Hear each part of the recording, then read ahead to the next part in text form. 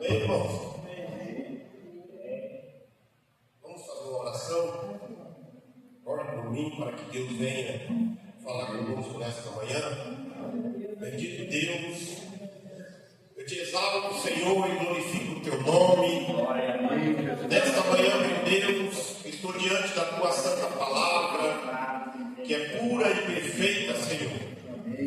Peço a Deus que o Senhor venha falar conosco, que a tua palavra, meu Deus, que é o alimento espiritual, venha ao nosso encontro, Senhor. Manifesta, Deus, a tua graça, meu Pai, a tua misericórdia, em nome de Jesus. Que nada impeça, meu Deus, de ouvirmos e entender a tua palavra desta manhã, em nome do teu Filho amado Jesus Cristo. Que toda ação maligna seja repreendida, que todo levante maligno seja repreendido, mas que o poder do teu Espírito Santo, meu Deus, se manifeste no meio da tua igreja, meu Pai. Nós pedimos a tua bênção e oramos em nome de Jesus. Amém e amém. Podemos tomar assento. Como eu tinha falado no início sobre o tema da nossa mensagem, onde vai nascer? Irmãos, o que representa esse tema? Para que possamos entender este momento em que estamos vivendo. Momento de festa, muitas celebrações, muitas famílias com motivos para celebrarem e também muitas famílias sem motivos para celebrar. O que representa esse tempo? Onde a figura de uma pessoa, ela fica em evidência, mas que de fato, no texto de Mateus, fala para nós, ele fica em segundo plano. A representação do Natal. O que é o Natal? Pode ser a data do nosso nascimento? Pode. Mas eu quero dizer para você, irmãos, não vou entrar aqui na teologia do Natal e nem na explicação histórica para chegar a essa resposta, o que é o Natal. Mas eu quero olhar com você para a palavra de Deus e entender um pouco o que representa esse tempo e o personagem principal desse tempo. Mateus, Marcos, Lucas e João são os 4 evangelistas e eles, cada um na sua dinâmica e maneira de escrever, eles vão relatar os acontecimentos na vida de Jesus Cristo. Mas Mateus e Lucas chama a nossa atenção destacando sobre o nascimento de Jesus Cristo. No capítulo 1 do Evangelho de Mateus, até o versículo 17, Mateus vai narrar para nós uma genealogia de como aconteceu o nascimento de Jesus.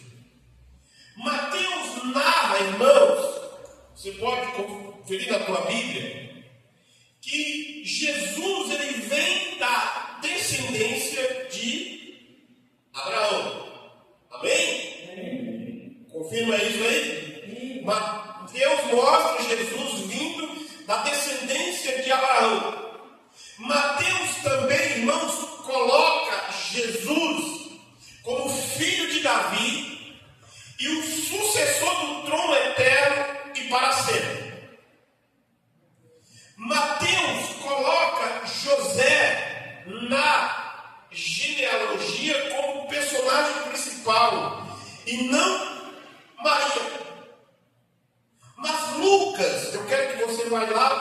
Evangelho de Lucas agora. Mas Lucas vai narrar para nós esta genealogia de uma forma diferente. Lucas, ele descreve a genealogia de Jesus, escrevendo para um público não judeu. Mateus coloca Jesus como descendente de Abraão, sucessor do trono de Davi. Lucas vai apresentar Jesus nessa forma diferente, como eu disse. Lucas fala também de uma genealogia. Só que Lucas vai levar esta genealogia até Adão. E não somente até Abraão. Uma outra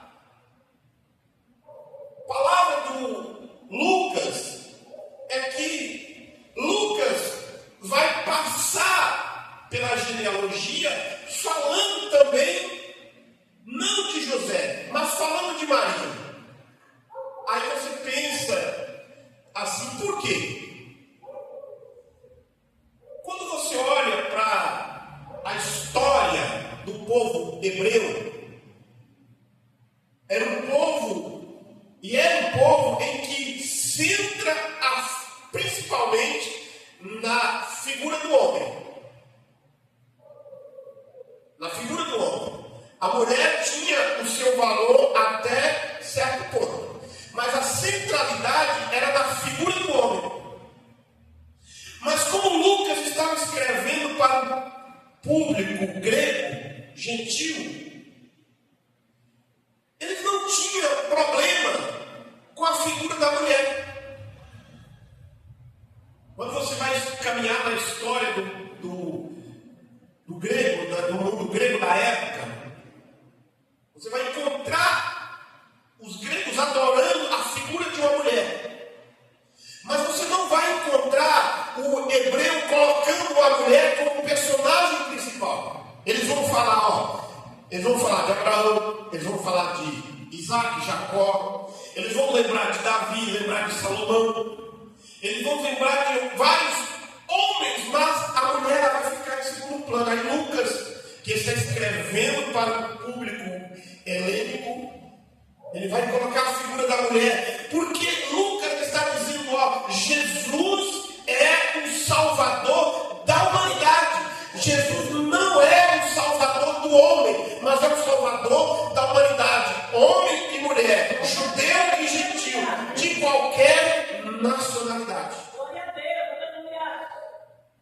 Mateus, escrevendo para o público judeu, ele tinha como este objetivo colocar a centralidade da figura da mulher. Mas Lucas, ele não se prende até Abraão, como eu disse. Mas Lucas vai levar até a figura de Adão, porque todos nós nascemos de Adão. Somos descendência do primeiro casal colocado por Deus lá no Éden. Porque os gregos, como eu disse, não tinham este problema. Mas o objetivo de Lucas também é mostrar que Jesus ele veio para abraçar a todos. E nesta visão de Lucas, nesta narrativa do evangelista Lucas, ele vai narrar para nós os fatos e os acontecimentos do nascimento de Jesus Cristo. Na visão de Lucas, o capítulo 2 começa dizendo para nós, irmãos, que naqueles dias o imperador Augusto decretou o recenseamento em todo o Império Romano. Esse foi o primeiro recenseamento realizado por Quirino, que era governador da Síria. Todos voltaram à sua cidade de origem para se registrar. A Palestina Palestina, como você e eu sabemos, na época era dominado pelo poderoso Império Romano. Por que vai ter este recenseamento? Qual era, podemos perguntar, o objetivo de Roma realizar este recenseamento ou alistamento? Era saber quantos habitantes existiam para cobrar mais imposto. Cobrar mais imposto. E todos deveriam se alistar. Mas a pergunta é: onde eles deveriam se alistar? Onde deveria se fazer este alistamento, esta inscrição, este recenseamento? Olhando para a história, conforme as famílias, elas tinham que ir para as suas cidades de nascimento. Não era para qualquer cidade. José e Maria estavam morando aonde, irmãos? Até então. Quero ver se vocês estão bons.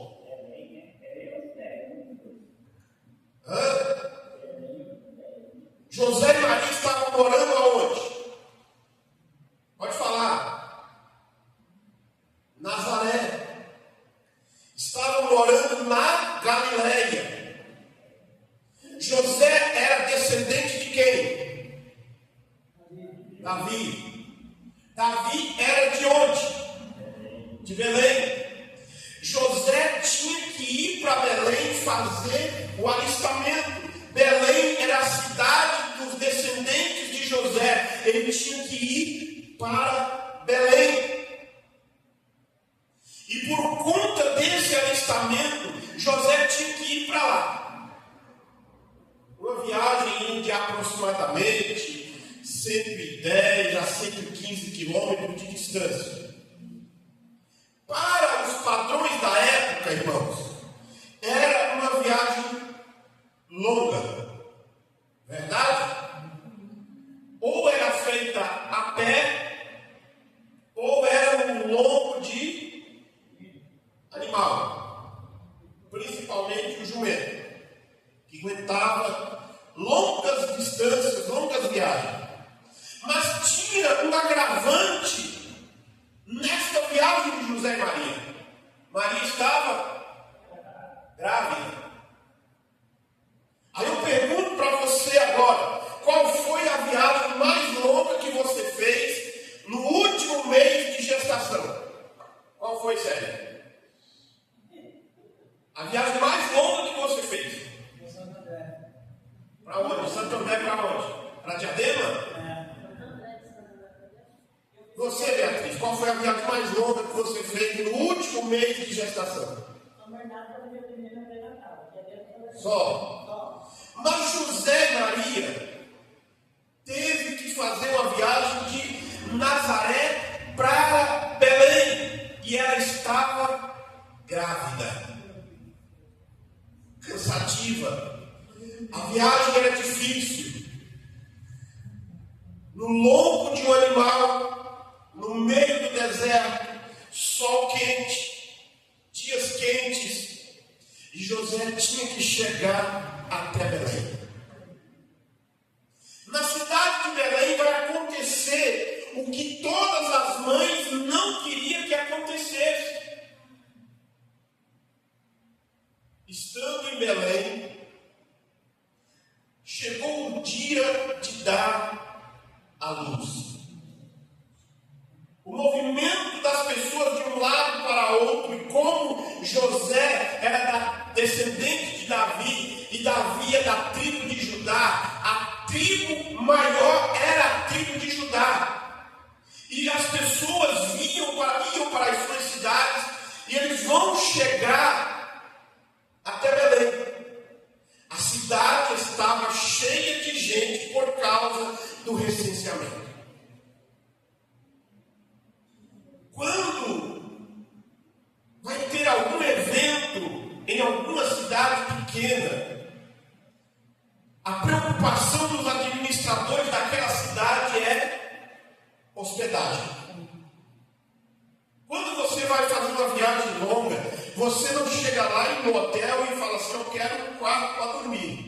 você reserva antes. E se possível, ainda tem que pagar antes, correndo o risco de chegar lá e tomar um calote. José chega com Maria na cidade de Belém e não encontra hospedagem. Todas as casas de hospedagem na cidade de Belém estavam lotadas. Não tinha lugar. Indo de um lugar para outro. E Lucas diz que chegou o dia.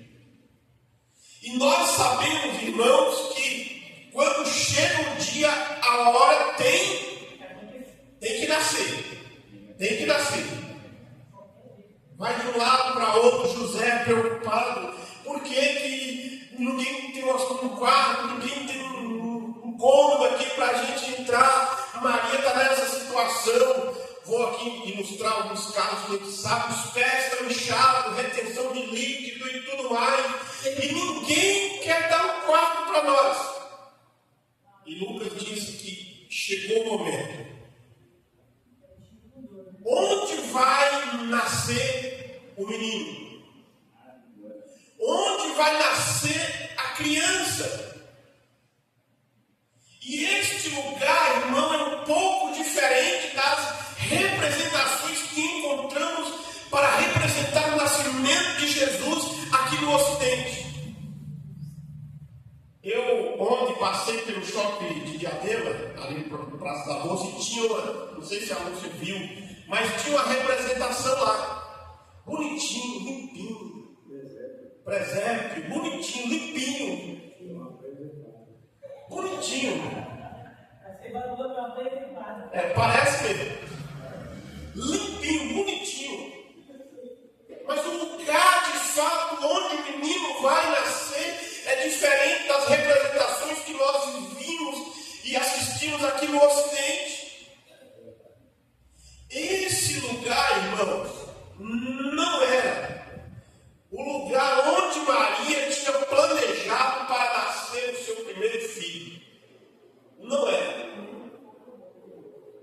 Você que foi mãe, irmão, para muitos, vai no hospital, quem tem dinheiro, né? Vai no hospital ver como que é a maternidade, o médico, o obstetra, o corpo de profissionais que vai fazer o parto. Não gostei, vou para outro.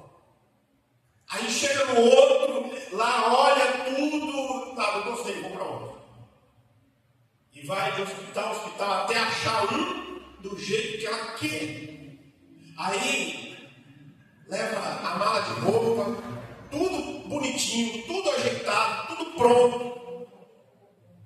Aí enfeita a casa, bota na porta lá, você já sabe qual é o sexo da criança, coloca lá uma representação, já tem o nome, coloca o nome, tudo bonitinho. José e Maria não tem isso. A pergunta é: onde vai nascer o menino?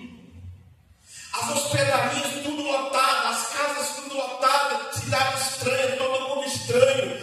Aí, o único acontecimento, o único lugar que eles acham para não nascer assim, digamos, ao relento, eles acham um lugar onde está preso os animais para passar a noite. As dores apertam.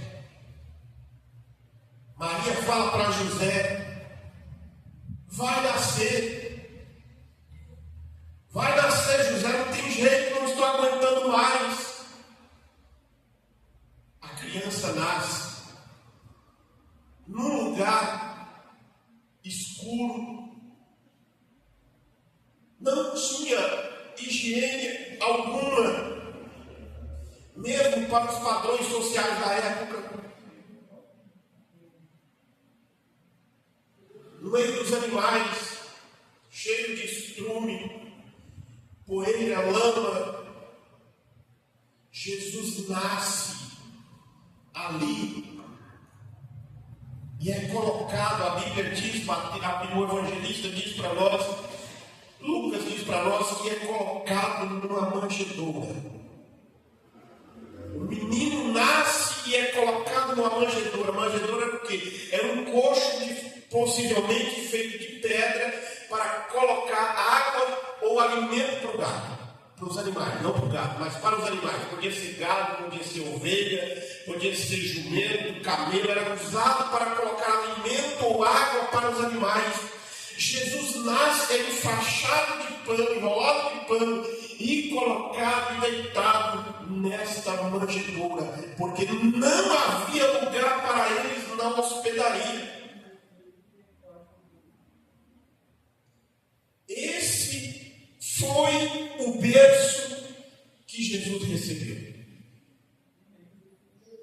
Esse foi o berço que Jesus ganhou.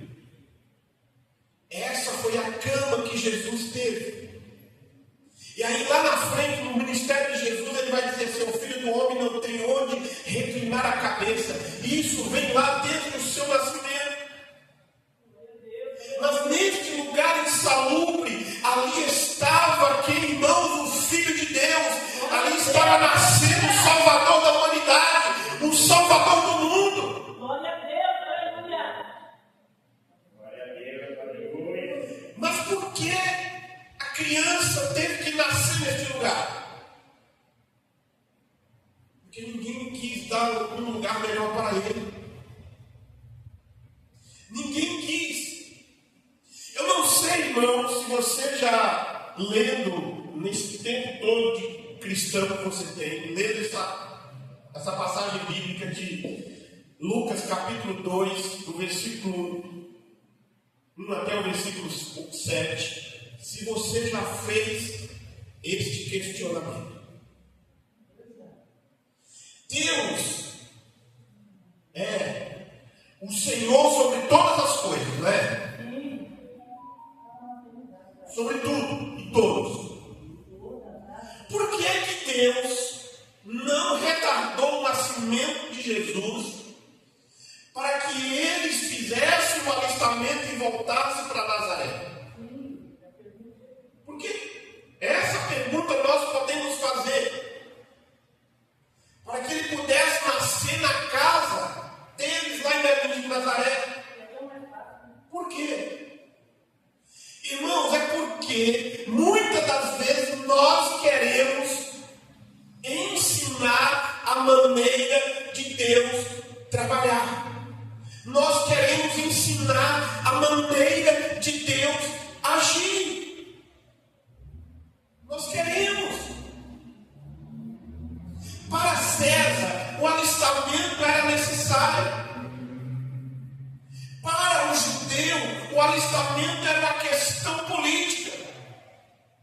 Mas para Deus, o alistamento não passava de uma agenda do próprio Deus. Não foi ocasional a ação de César, não foi. Mas foi o cumprimento da profecia de que muitos anos atrás o profeta diz lá em Miqueias capítulo 5, versículo 2, ele diz: ó, Belém, você é pequena demais, mas você vai se tornar grande, porque lá vai nascer. Glória a Deus, aleluia. Aleluia, Jesus. Belém. Isaías vai falar no texto que eu fiz a primeira leitura lá em Mateus capítulo 1. A virgem ficará grávida e dará luz. É Deus que está, irmão, no comando de todas as coisas, inclusive nas questões da política, não é por acaso. A notícia saiu, vai ter um recenseamento. E Deus está dizendo aí, por conta deste recenseamento, o meu filho vai nascer em Belém. Este é o Deus que nós servimos, irmãos. Este é o nosso Deus extraordinário que comanda todas as coisas.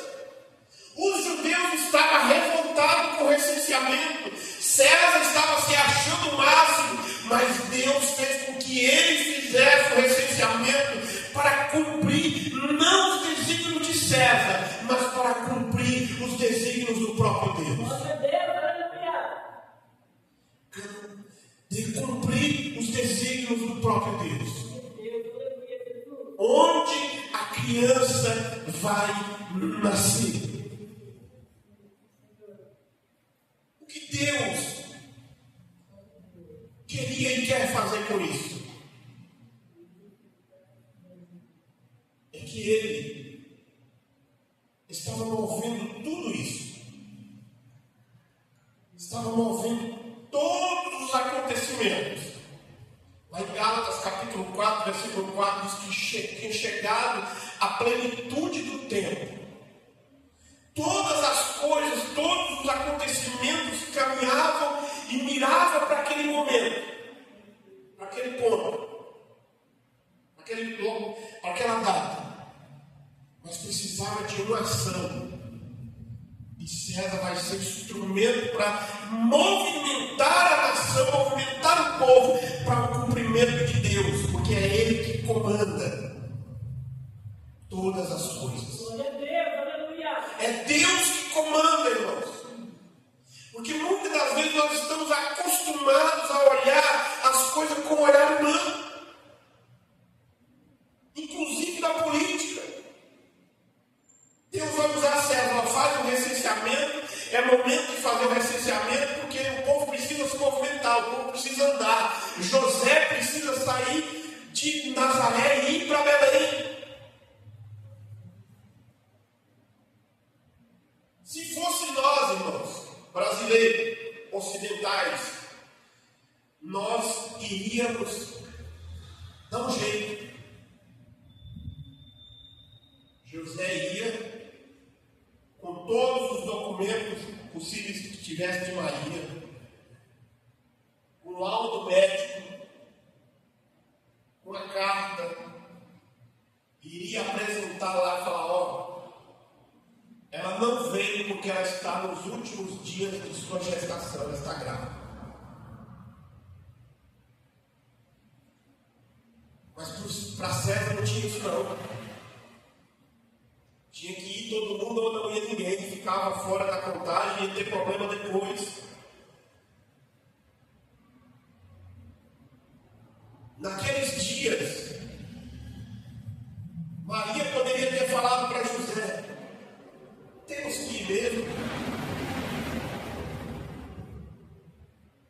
Temos que ir para Belém. Vai acontecer mesmo? Será que vai dar tempo a gente voltar? E eles vão, cumprindo os desígnios de Deus. Aleluia. Uma reflexão para nós, irmãos, no tema da nossa mensagem: onde a criança vai nascer. É que Jesus possa nascer todos os dias nos nossos corações. Que o nome de Deus seja exaltado e glorificado na nossa vida. Porque Ele está, como eu disse antes, no comando de todas as coisas. Não é os Césares, os governos que comandam o destino da história da humanidade e nem da igreja, mas é Deus que comanda a história. E Jesus tinha que nascer ali. Toda a cidade de Belém estava com foco em outra coisa, senão no recenseamento. O país inteiro estava com foco no recenseamento. A humanidade nos dias de hoje, a sociedade do século XXI, está com foco em outra coisa. Coloca o foco no Papai Noel e esquece de Jesus Cristo. Aí a Bíblia diz para nós, uma palavra de Jesus, ele diz assim, ó: casarão e se dão em casamento, até que o Filho do Homem venha. E muitos não percebem. As coisas estavam acontecendo na cidade, no país, e a situação vai acontecer na noite. De noite. O nascimento de Jesus foi de noite. Ali a criança nasceu de noite. O Deus conosco, o Emanuel, o Salvador da humanidade. E para aqueles que estavam preocupados com o recenseamento, não viram o nascimento da criança. Mas para aqueles que estavam cuidando e prestando atenção nos acontecimentos, Lucas vai dizer para nós que os pastores estavam no campo E naquela noite, eles estavam pastoreando, e de repente um anjo do Senhor apareceu entre eles e o brilho da glória do Senhor os cercou. Ficaram aterrorizados, mas o anjo disse: não tenha medo, trago boas notícias, darão grande alegria ao teu povo, a todo o povo. Hoje em Belém, a cidade de Davi, nasceu o Salvador, o Cristo o Senhor. Glória a Deus, aleluia. Glória a Deus. Os pastores estavam no campo trabalhando, e eles viram, e eles foram. A cidade toda preocupada com o recenseamento, mas os pastores saem de onde estavam e vai adorar. Vai lá ver a criança, reconhecer o nascimento do Salvador da humanidade. A criança nasceu onde estava designado por Deus. Os pastores vieram e o adoraram. Glória a Deus, aleluia. E o texto disse que os exércitos celestiais, louvando a Deus, dizendo: glória a Deus nas alturas, nos altos céus, e paz na terra àqueles a quem Deus se agrada. Quando os anjos voltaram para os céus, os pastores disseram uns aos outros: vamos a Belém para ver esse acontecimento que o Senhor nos anunciou.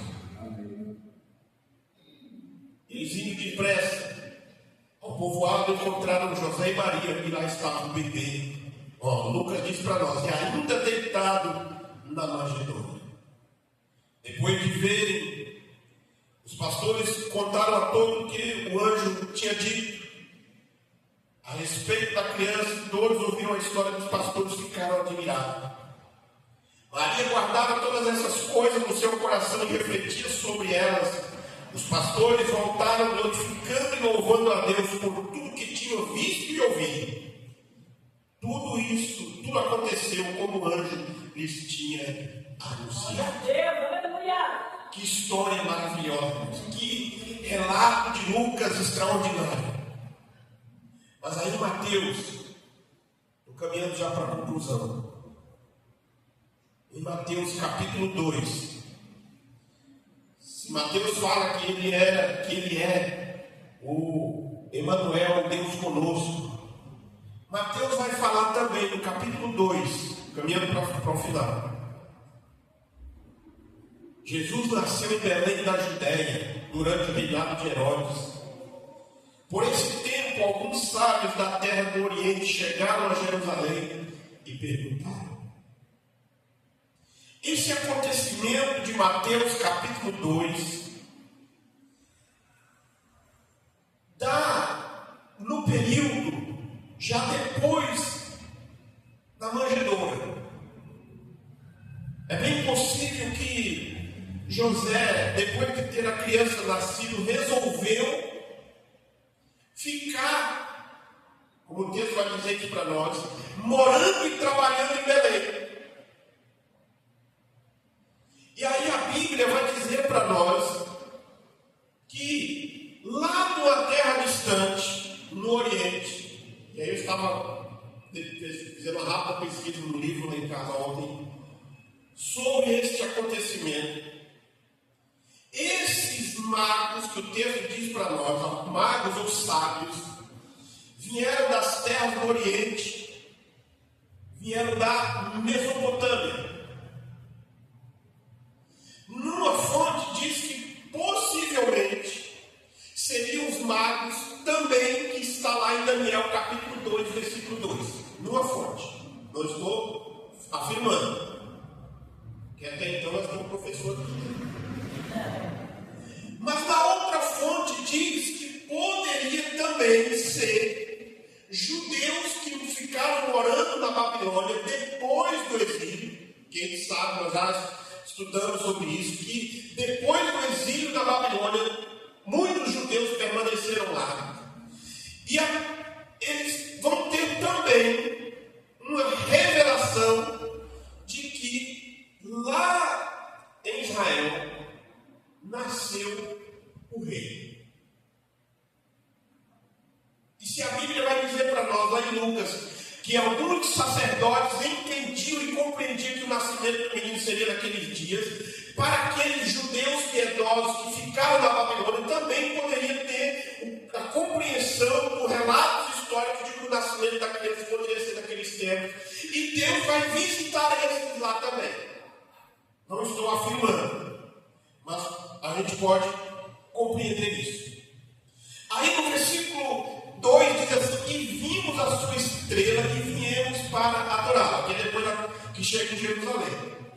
Onde está o recém-nascido rei dos judeus? Viemos adorá-lo. Aí a Bíblia vai dizer para nós, Lucas vai narrar que Herodes vai ficar revoltado, perturbado. Porque onde que o filho do rei deveria nascer? No palácio. E o palácio deveria ficar aonde? Na cidade principal. Qual era a cidade principal? Jerusalém. Só que eles chegam em Jerusalém e vai no palácio de Herodes e pergunta. O texto vai dizer que Herodes fica perturbado e com ele todo o povo de Jerusalém. Herodes vai reunir líderes, sacerdotes, mestres e pergunta: onde nascerá o Cristo? Os sacerdotes, os mestres da lei, sabem onde a criança vai nascer. E eles dizem aqui, no versículo 5: em Belém da Judéia, pois assim escreveu o profeta. A criança vai nascer em Belém da Judéia, porque assim escreveu os profetas. Aí o texto diz para nós, na sequência, que os 3 magos, ou os 3 sábios que vieram do Oriente, vai para Belém. Chega em Belém. Aí o texto vai dizer para nós que eles vão encontrar a criança com José e Maria. O adora e lhes concede e lhes dá presente: ouro, incenso e mirra. Presentes valiosos. Presentes que eu estava vendo também que serviram para manter eles no Egito, porque logo este acontecimento, o texto vai dizer para nós que por divina revelação, os 3 sábios voltam para o Oriente por outro caminho. Eles não queriam mais saber de Herodes, porque eles já tinham conhecido o rei. Herodes era só um instrumento que estava ali, mas o rei verdadeiro estava em Belém. E eles voltam por outro caminho e não voltam para Herodes. Para dizer para Herodes onde estava, onde era a casa que eles estavam morando, onde que estava a criança, quais eram as características da criança. Depois que eles partem e que Herodes entende que foi enganado pelos 3 sábios, Herodes ordena que toda criança naquela redondeza de 2 anos para baixo deveria ser morta. Aí o anjo do Senhor fala para José: agora é a tua vez, José, vai para o Egito, porque Herodes quer matar a criança. Deus sabia onde ia acontecer.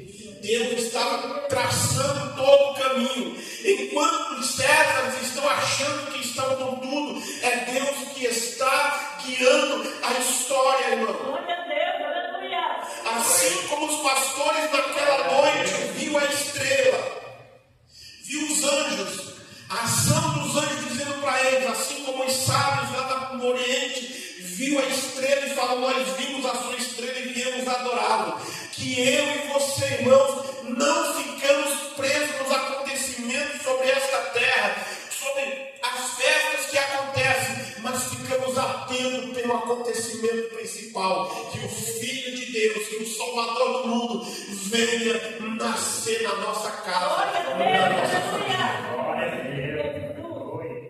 Aleluia. A conclusão para você e para mim nesta manhã é esta pergunta: onde vai nascer a criança?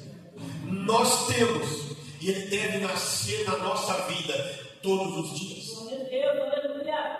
Para saber a data do nascimento de Jesus Cristo, se foi ou não no mês de dezembro, que data que foi, a gente fala em outro momento. Mas que eu e você venhamos lembrar de Jesus Cristo nascendo na nossa casa, na nossa família. Porque assim como José saiu de Nazaré e Maria e foi para Belém, por desígnios para os cumprimentos das profecias de Deus, o Senhor está preparando o momento em que Ele vai voltar para buscar a sua gente. Glória a Deus. Se coloque em pé, irmãos, nós vamos orar. Aleluia.